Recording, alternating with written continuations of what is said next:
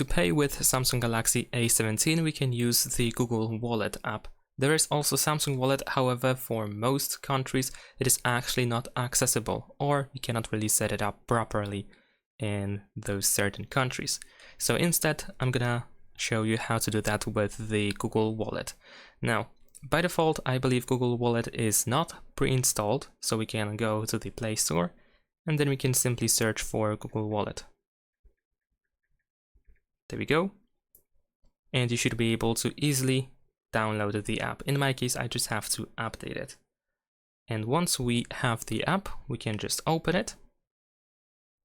So let's wait a couple of seconds and let's open it afterwards. All right. Now over here, we can press this plus button in the bottom right corner, or you can press add payment card over here. I'm gonna choose this plus, and then we can choose payment card in this place. Afterwards, you should be able to open the rear camera, where you can scan the details of your credit or debit card.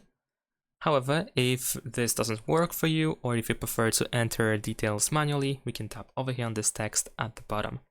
Fill everything in, and then press save and continue, and follow the rest of the instructions that may appear on the screen. Once you add your card, what you can do next is go to settings. Over here, choose connected devices, and then you should be able to, sorry, not connected devices, my bad, we need to go to connections. And then over here we have NFC and contactless payments. We need to make sure that NFC is enabled. Over here we can also choose the default wallet app, so we can make sure that, for example, Google Wallet is selected over here.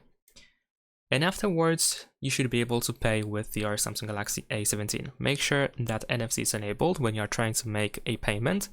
And secondly, make sure that the phone is unlocked. You can also add the NFC button to quick settings over here to this panel. If it's not added, you can tap on this pen icon in the upper right corner, tap on edit, and then in available buttons you should be able to find NFC somewhere, so you can add it to the list. Check out this playlist to find more guides, like, comment, and subscribe.